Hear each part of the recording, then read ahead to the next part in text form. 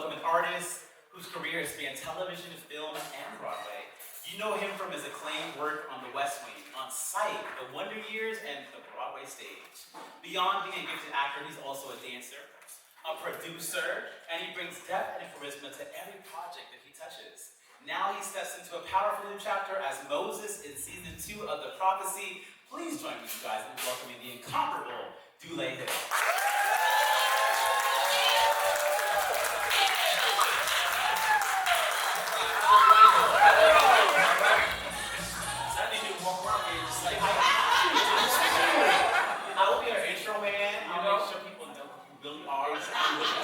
That's what I need in my life right there. Listen, so you know with vibes, we try and go back to the beginning a little bit. I'm so curious to hear, growing up in Jersey, when did that bug bite you and you knew you wanted to, be a performer? I mean, I was exposed to it from a very young age. I was going to dance school at the age of 3 in East Orange, New Jersey, at a school called Marie Wiley School of Dance. And I was there really because my brother was there, my cousins was there, and my mom was a ballet teacher then. So I just wanted to be around my family. That's when I first got exposed to the arts. And if you flash forward maybe 6 years, at the age of 9, a show called The Tap Dance Kid came into New Jersey. Somebody knows he's a fan out here, Right? They went around the country looking for kids who could sing and dance to become one of the Tap Dance Kids. Because at first it was Alfonso Ribeiro, and then it was Jimmy Tate, and David Calloway, and they needed some more people to fill in the role because they were getting older and their voices started to drop. So I auditioned, and next thing I know, I was understudying Savion Glover on Broadway. And then a few months, maybe like the day after my 10th birthday, I did my first performance on the stage at the Mid-Scar Theater. Oh my God, Lion King, yes. And then a few months later, I was cast as the lead in the national tour. And then I went on tour with Harold Nicholas of the Nicholas Brothers, Henry Battle, Ben Harney from Dreamgirls, all these dynamic artists. And I was just, Dawn Lewis actually was in that cast as well. If any of you know Dawn Lewis from Dreamgirls. Yes. Side note, I'm gonna give a side note story. Dawn's been my big sister since the Tap Dance Kid. And years ago, this is back in the 80s, she came to my house and she signed a picture for me. This is before Different World. She said, Dulé, if I ever make any money, don't call me. And sure enough, soon she got a Different World, I called her. Anyway, so I did a tour, and then at 15 I did a show called Black and Blue on Broadway. And that was with Jimmy Slide, Bunny Briggs, Buster Brown, Ruth Brown, Linda Hopkins, Laverne Baker, all these dynamic and iconic artists. And seeing all of these people allowed me to realize that I could do it for myself. Being on tour with Harold Nicholas and knowing him as being an actor and a tap dancer and a singer, during that time I became really good friends with Gregory Hines. Seeing him being an actor, a tap dancer, and a singer, Hitting Battle, seeing him being an actor, a tap dancer, and a singer, allowed me to realize that I can do it. Okay. And I do think there's power in seeing yourself reflected.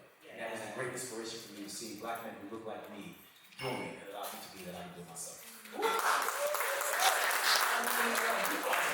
Now, Savion Glover, so many icons, Gregory Hines, what did you kind of learn from them that they didn't teach you that helps you pick that torch up and know you could do it? I always feel like there's those moments when someone's not talking to you, someone might not be even saying anything to you, that you learn that it becomes a part of your success. I think, let's say from Gregory, I learned how to be grateful for your experience, be grateful for where you are, to be grateful for who you're interacting with at all times. To be grateful to be able to do what you do.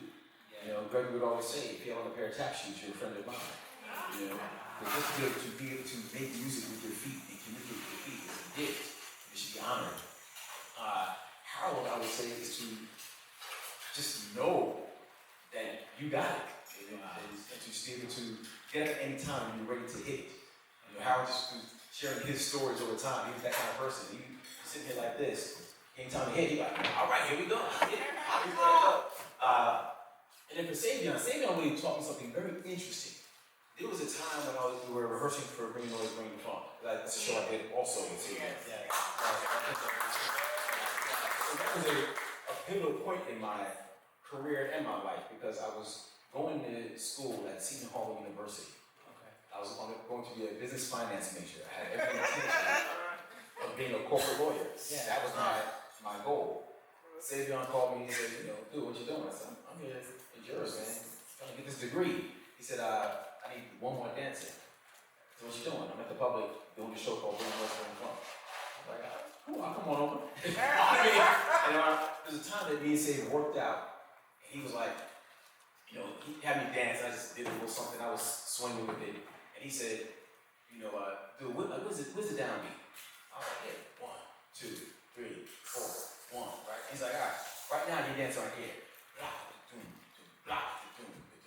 He said, but the music and the dance happens in between the beats. Oh, wow. The beat is always here, anybody can do the beat. It's what you say in between that makes you the dancer that you are. And I still remember him saying, that, George Wolf was inside there, up in the Western Hall at the Public Theater. I can still remember. But that thing stuck with me because it's something that I took as a dancer to be like, okay, what am I saying in between the beats? But then also, as I started to become an actor more, I brought that as well because what are you saying in between the beats? Correct. Correct. It's what's happening outside of the line. The energy that you're putting out there, how you're listening, what are you expressing through it all. That stayed with me. But going back to how I actually decided to become an actor. At Seton Hall, I had a professor during Bring Fun who only had a midterm and a final. And he would not let me take the midterm at any other time besides the assigned time. Unfortunately, it was on Wednesday at 1 o'clock. I had a matinee. And we didn't have any understudies at the time because we were all Broadway. And I went to the professor, I said, is there any way I can take the test early? He said, no. I came back to him again, is there any way I can take the test early? I want to take it later. He said, no. And then finally he said, you have to decide whether you want to get a degree or whether you want to be an actor. Wow. I think it was a terrible thing to say. I wasn't asking for more time. But it did challenge me to really start to decide what it is that I want to do with my life. Do I want to go off and become a corporate lawyer, or do I want to be an artist? And through a series of events, it was at that time that I realized, no, I don't want to wear a suit every day. I don't want to be a corporate lawyer. I want to use my art to express myself. Side note, flash forward many years. No, I didn't. I was doing a show called Suits, where I played a corporate lawyer.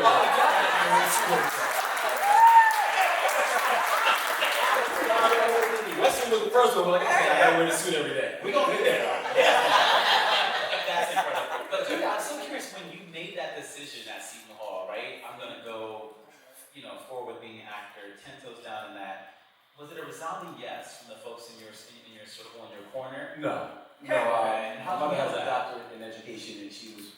My family's, I'm a Jamaican, I'm a first generation American.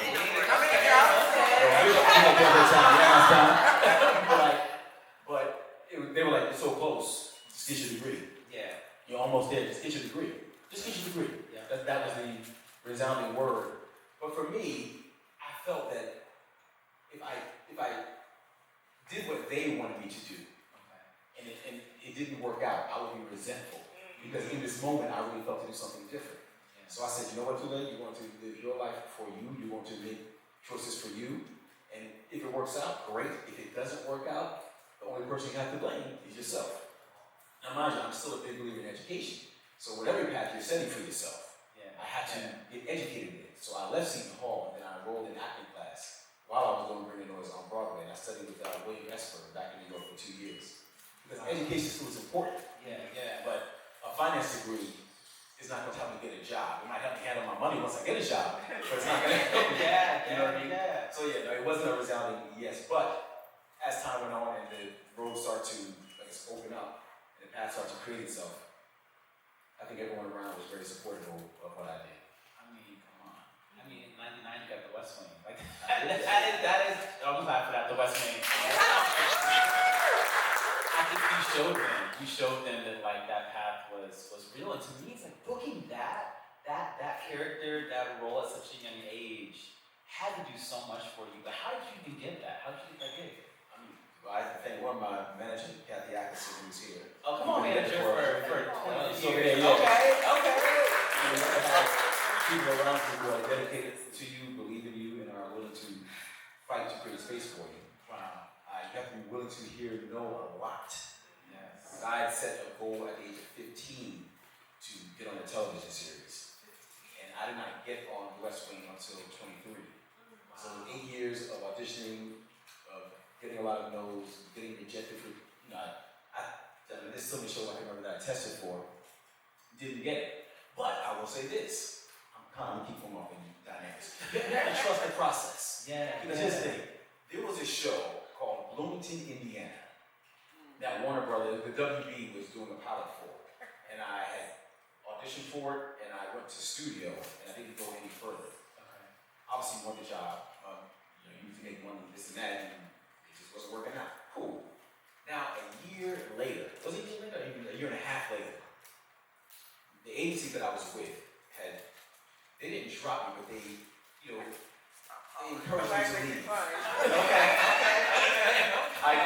I got into a new agency, but there was the casting director. When this role of Charlie came up, the casting director named Kevin Scott remembered me from that audition and searched me out, found me, and called me in for the role. So really, when something seems like it's a rejection, it's really not. It's like laying the groundwork for what's going to come in your body tomorrow. And in that moment, that really stuck with me. Like, wow, like a year and a half before, I thought that I wasn't getting the job, but really, I was in preparation for the best job that I could get at this time. Woo, very grateful. That's incredible. I feel like today, when you got that role in the West Wing, you're acting along like these big, iconic actors like Allison Janney and Martin Sheen, which is incredible. Like the character that you had and the kind of interactions you had with them were crazy. Did you feel like you deserved that when you got into the meeting? No. Deserve it? No. What do we deserve? Yeah, I was grateful for it, and I feel like I gifted and honored, but I just feel like I deserve. I deserve to be able to do what I do and find space for, but do I deserve to be on a hit show that lasts 7 years? It's like, I'm very thankful that that was the show that I got, because I would have taken any show. Many shows that I auditioned for that I didn't get, and I would have taken anything, but when I got this show, I was just grateful for it. And as I look back on my life and my career, I'm very thankful, I'm very aware of some things that are beyond me. I don't have control over me doing a show with Harold Nichols when I'm 10 years old. I don't have control over being with him in battle. I don't have control over, growing up with one of the greatest tap dancers to ever walk the earth. And say Young Glover. I don't have control over becoming friends with Gregory Hines and seeing that. I don't have control over getting a job where I'm working with Martin Sheen and Allison Janney and Rob Lowe and doing the words of Aaron Sorkin and being produced by John Wells. It's like I can be prepared for it. So when it comes, I can't sit back and say, I'm going to sit back and that's not the job for me. That's not the job for me. That's the job. No, you're an actor. You're an actor. You're really trying to get in any way you can, and the fact that I got in that way, I am grateful for. Because all of those people, all of these dynamic artists, one, allowed me to see that they were just like me. And oftentimes we see people out in the world and say, oh, wow, I couldn't do that. Yes, you can. Because there are people who breathe the air just like you and I do.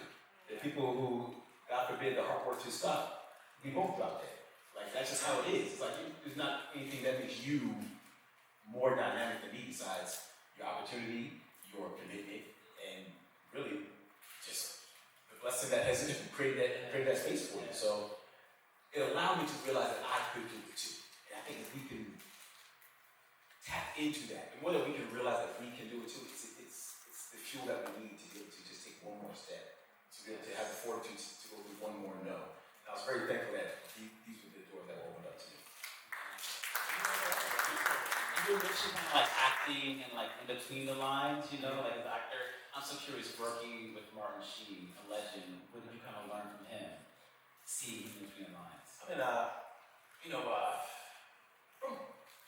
all the actors there, I learned I just saw it in action, of being able to be patient in the storytelling, do the work to prepare for it, and to take it away from the words, be able to stay engaged here and trust the process. I keep saying this, so maybe I'm saying it to myself now. Trust the process, And in scenes, you have to just trust that it's going to do what it's going to do. You can't necessarily try to manipulate it.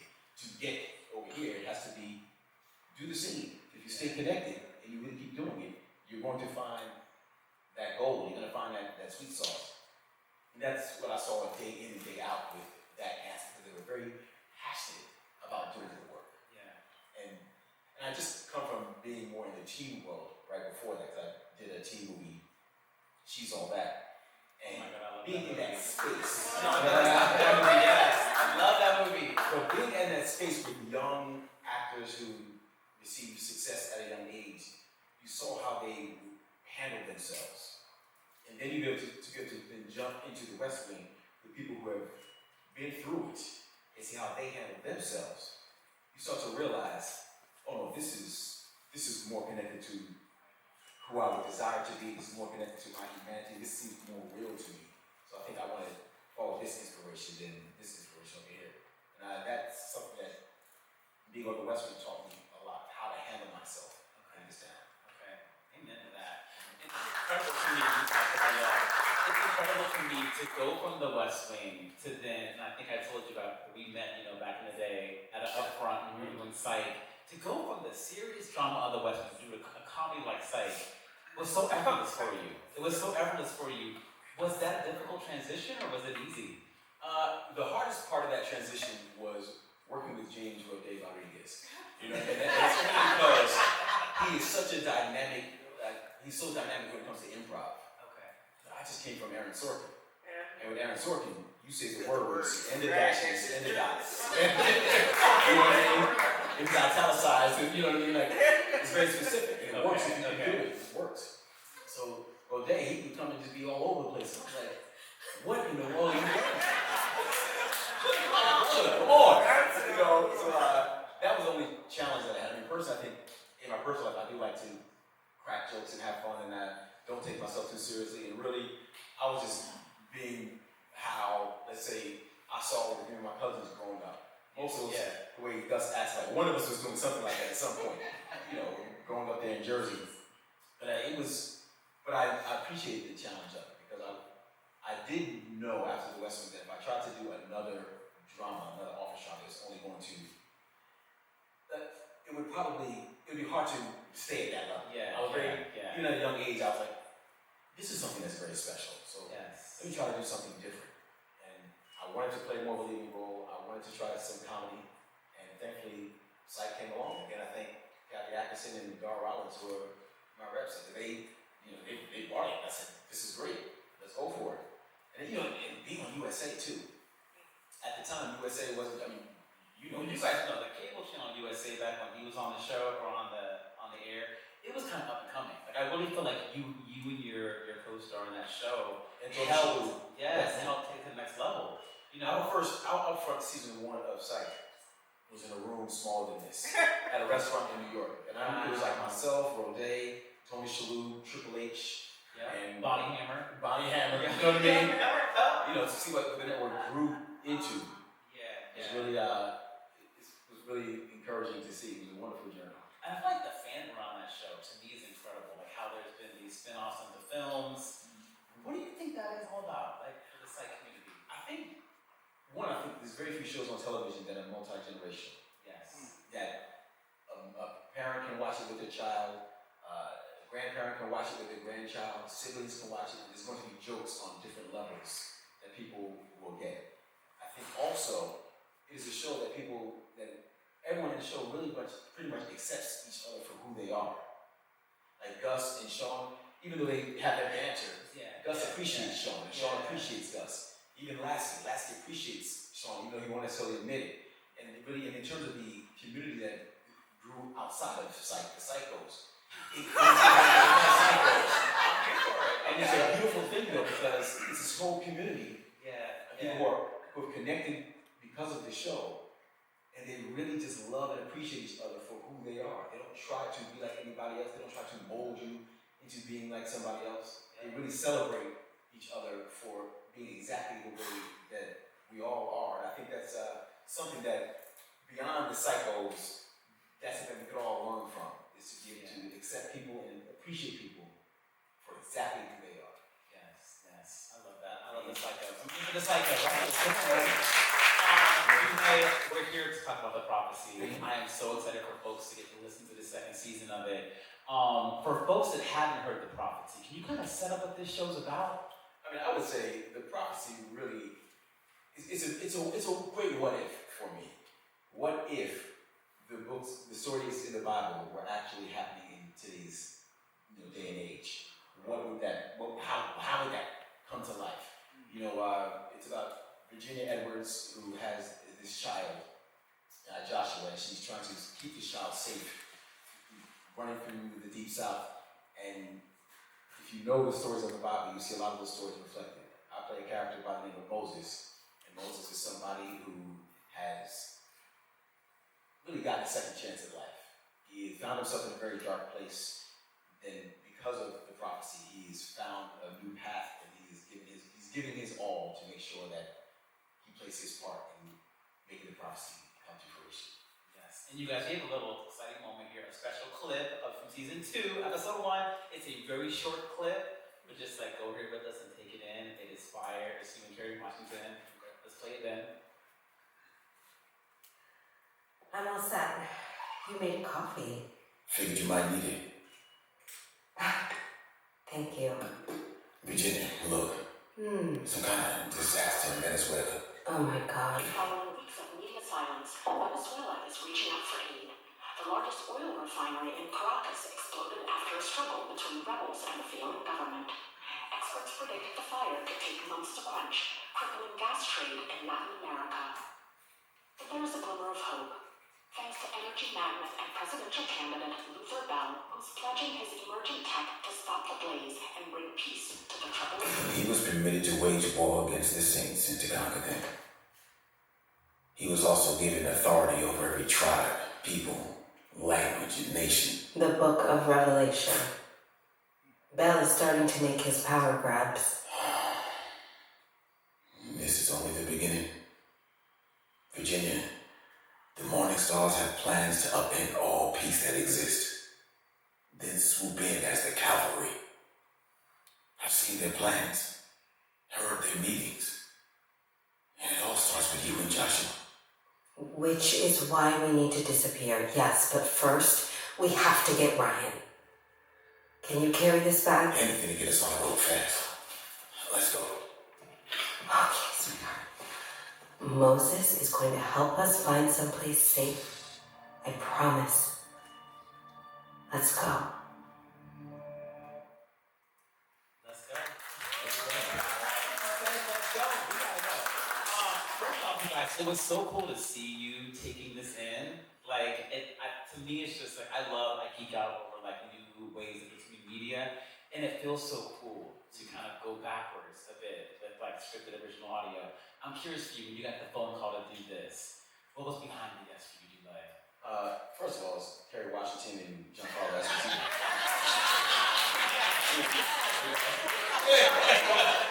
I pretty much do anything, say those things. But I'm a huge fan of Kerry. I've known Kerry for a very long time. I think she's a dynamic artist, a powerful force of nature. And of course, Giancarlo Esposito is such a brilliant actor. And to be able to be a part of anything with these amazing talents was a no-brainer for me. But I love the idea of the prophecy. I love the idea of what if the stories in the Bible were not about telling stories about what happened before, but of what is to come. What if, and how would I react now? That was very interesting, I guess, what's the word? I don't know what the word is. The offering to me of, what would I do if these stories were happening right now? And I thought it was a really, with season 1, they really did a wonderful job of telling the story, bringing the story to life, and I was truly engaged in it. So when the opportunity came up for me to be a part of it, I definitely wanted to do it. Big shout out to Randy. Yeah, Randy, we can right here. Please, this is the creator of the prophecy. The producers are here as well. But it feels like you really done it all. How does doing the stage work you've done and something you've done on camera, how does it compare to being in a booth trying to bring this character to life, Moses? Is it more challenging? You know what? It is challenging. I mean, everything is challenging, but it's a different muscle that you're using. It's more imagination that that you have to put out there to be able to truly bring yourself into the space so that you can really exist in it. And the idea, like right now we're here, you can see me, you can see all my gestures, you can see my smile, you can see how I look up. But with audio, it's just your voice. Your voice is it, and every breath that you take makes a difference. Every beat that you hold on to makes a difference. If you increase your volume a little bit, that really affects people. If you get really soft, if I'm talking back here, it's different from if I'm talking right here. And I love the challenge of doing that and using a different medium to be able to tell a story. We're all storytellers. I feel artists in general, we're storytellers, whether you're a dancer, whether you're a singer, whether you're a painter, whether you're a writer, whether you're an actor, you're a filmmaker, you're storytellers. And this is a different way to tell a story, to hopefully reach people's ears and, I guess, affect them in a positive way. I love it. And how would you compare this season to the previous season for folks to listen to the first season? Or maybe you haven't, what makes this season stand out to you? For this season, what makes it stand out for me is the rush. It's like in season 1, it was a slow ripple of what was coming. Now in season 2, the wave is cascading, and now the rush is happening. Yes. That's what this season 2 for me was just a ride.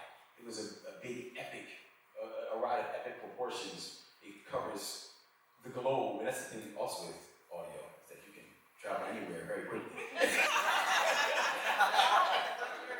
But it's expansive, the story that is being told, and then that's how I see it. Is that it was the current was coming in season 1, and in season 2, it's a cascading wave that really takes us on a magnificent journey. I like that. Journalists, write that down. Okay, cascading wave. I'm here for it. And this is kind of a deep question, but I'm so curious. Your character Moses. In this show, it deals with themes of faith and destiny. And I feel like Moses is one of those characters in the Bible who went through a lot of rejection, had to overcome things, had to, really believe in his dream to kind of get to the promised land. And I'm curious, was there a moment for you, a failure or rejection event, that kind of helped propel you to that, stronger belief that you might have in your career? It's funny, going back to before I got to West Wing, during that time, my agent was dropping me. My agency, not my agent. I want to be very clear about that. She was always, Eunice Lee was her name. She was very supportive. Okay. But the agency was dropping me. And one time I had a conversation with her. She was saying, you got to book something. I haven't booked in about a year. And I said, I'm not booking because the stuff is not good. I said, if I get good stuff to read for, I'll book it. She's like, this is what the industry is. You got to figure it out. And I appreciate it. Yeah. I remember getting off the phone in my apartment right there in Studio City on Bluffside. I did not have a couch or anything like that. I had a table and I had a big screen TV. You don't have a couch, but you got a nice TV. And I'm looking out. It's right over where they have the routes now, because it used to be a tennis court over there. I remember looking out the window, got off the phone, and I sat there and looked around like, oh my gosh, I knew my money was getting low and opportunities weren't coming. And tears were running down my eyes. I said, Dulé, you will either be a successful actor or you will spend the rest of your life trying. Dulé, you will either be a successful actor or you will spend the rest of your life trying. Because I didn't really have control over whether I was a successful actor. It's so, like, this industry, so many moving parts. But I did have control over my commitment. I had the power in terms of my commitment, and I was committed to the process. I said, this is the journey I'm going on, and there is no ifs, ands, or buts. So that was one of those moments for me where my faith had to step in, because I believed, and I truly believed, that when I left Seton Hall to go into acting class, that it wasn't just me, but I felt like, no, this is where I'm supposed to be going. This is where the divine is telling me to go. When I left Noise Funk and came to LA, it was a paying job on Broadway. I felt that there was something pushing me forward. Now when I'm here, and great, I came out here and I did a movie, great, that's great. Miramax, teen movie, perfect. Now a whole year and some odd months go by, and I'm not working, but the bills are still piling up. What do you do now? But I have to hold on to, like, no, I know for a fact, I trust that that thing inside me that led me down this road is going to see me to the end. It's going to see it all through to fruition. I'll never forget it. Freddie Prinze Jr. is a good friend of mine. And I told Freddie, I was at his house. I said, Freddie, we're playing video games. I said, Freddie, if I don't get a job soon, I'm either going back to New Jersey or I'm coming stay on the couch. I have no more money. And thankfully, maybe like a month later, I booked the West Wing. A month later, Kevin Scott came calling for the role on the West Wing. Wow. So it was always there, and thankfully I did not go back to New Jersey, because if I did go back to New Jersey, I would not have been in LA to go to Warner Brothers to audition for the West Wing. And there's always things, going to Psych too. It's always about things being put in position for you. Getting to Psych. I did the West Wing with Allison Janney, phenomenal. She's the queen. I love Allison. Yes. Her manager is named Chris Henze. Okay. I knew Chris all those years of doing the West Wing. Psych is created by Steve Franks, and also who Chris Henze also represents. Chris Henze ended up being an exec producer on Psych. Bonnie Hammer, back when I did Noise Funk, we did a thing called Erase the Hate, which the USA used to have these things called Erase the Hate. Yeah. And with Noise Funk, we did a tap version of it. Okay. And Bonnie was in charge of the Erase the Hate. That was part of her portfolio back then. So by the time I got to Psych, I knew Chris Henze very well because we spent the last 7 years together. And I knew Bonnie Hammer, and she really knew me from, maybe a decade before. You have to trust the process. You know what I mean? You get into the space like, wow, you were laying this groundwork. Oh, Kevin Scott, you got me to the West Wing. Yep. And now I'm here. Oh, Bonnie, you can be from Noise Funk. Oh, Savion, you called me because of Tap Dance Kid. Because we were two little, knuckleheads running around in the soft theater. Yes. You gotta trust the process. You know what I mean? I give thanks for the journey. I know that that's beyond myself, those type of things. I love it. I never heard that story before. And even with the Wonder Years. Yeah. The Wonder Years created by Saladin Patterson, Yes. dynamic artist himself. He was a writer and a co-exec producer on Psych. He came in season 2. Wow. Ballers, I did Ballers. I met my wife, Jasmine Simon. Come on.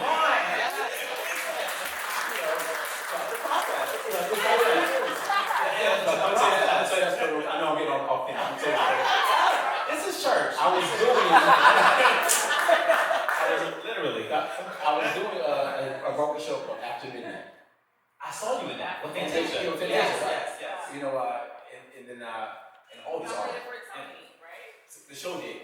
Yeah. And Desmond Richardson, Jared Grimes, Yes, phenomenal yes. artists on the show. I saw Patti LaBelle was in it too for her. So I get Spanish. Come on now. I was there for that too. You know what I mean? But the opportunity came to do Ballers. They was filming it down in Miami. There was only one day that I could do it because I was doing the show, and that was Monday. So he worked out my schedule so that I can fly down on Sunday, do my shoot on Monday, and then fly back so I could be on stage by Tuesday. Jasmine was in the pilot. She was supposed to film her scenes early on in the shoot. The day went long for whatever reason. They had to push her work. She was only supposed to be there for like 2 days or 3 days. She ended up being there for like 2.5 weeks. So after 2 weeks in, she's like bored because she's not working. She's just there. She finally calls production, says, "I'm going out of my mind. I'm here in my hotel room. Can somebody just pick me up so I can come and have lunch on the set?" And I said, "This is sure." They had to come over. I'm doing the scene with Omar Benson Miller, who I used to work with on the West Wing, so I knew Omar. After, so it's lunchtime, cool, me and Omar sit down and eat. Omar plays Jasmine's husband on the show, so she's there. She comes and walks up to Omar, she sits down. And I'm like, oh. When I came to, I was coming out here, my man Saladin told me that one of his friends was on the show. Oh yeah, I know Saladin. So I took a picture of Jasmine to send to Saladin and said, look, I ran into. Side note, he said, she's a wonderful lady, stay away from her.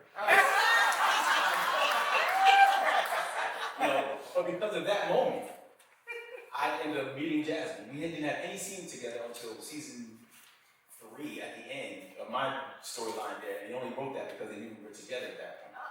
I never would have met Jasmine all those years, like all that time, because we never interacted. But because of that, I met the love of my life. We had 2 children. That's the thing. I'm like, that must be something to say to my myself right now too, but I keep saying, you gotta trust the process, the process. No, I'm getting a tattoo of that. And that's what, but that's what the prophecy is about too. If you listen to the story, it really is about Virginia trusting the process.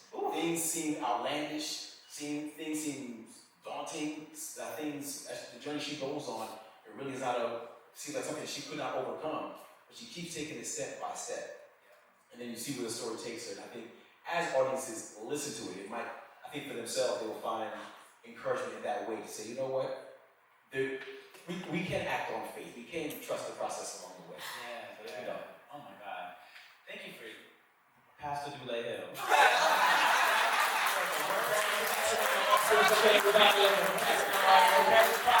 You know, rather the change that folds, not that change. Get your offerings ready, y'all. Get your offerings ready. Listen, I'm so grateful. I want to shout out Randy again. This is incredible work that you created. I'm so curious, we're going to wind down. I'm so curious, what do you hope the impact that this show has on the industry? I hope the impact that it has is that it will continue to tell new stories. Tell new stories and be creative in the way that they tell the stories. You know, instead of there's too many stories out there to be told for us to keep repeating the same thing over and over again. So Preach! Yes. Okay, we always end Vibes and Views, you guys, with the same question. It's a deep question. You ready for it? What is the lesson in Dulé Hill that's taking you the longest to learn? Well, my answer would be, I don't know, but I haven't learned it yet. I have not learned it yet, because, I'm still learning. Jimmy Sly told me years ago, I said, Sly, they call you a master, like a tap master. What's that like? He said, people call you a master of tap, a tap master, but you can never be a master of tap. I have been dancing my whole life. For 50 years, I've been a professional dancer. And every time I put my shoes on, I learn something new. I keep on reaching, keep on learning, keep on growing. The day I put my shoes on, and I stop reaching, I stop learning, I stop growing, is the day I need to take my shoes off. So going back to your question, I don't know. I'm still trying to be step into the fullness of me. I'm still trying to be the best version of me that I can be. I'm still trying to learn what I need to learn, and until I learn it, I'm gonna keep going around that mountain. So talk to me in 10 years. And I'll tell you what I should have said now. Thank you for joining us at Vibes and Views. You guys, season 2 of The Promise is premiering September 25th. Audible, all 8 episodes, so make sure you download it. Thank you to our partners at Audible for this Vibes and Views experience. Make sure you go on social media, at Audible, with the kind of thing, content that you got, at Pop Yours, at Vibes and Views Live, and make sure that you just tune in for this show, okay? Thank y'all. Appreciate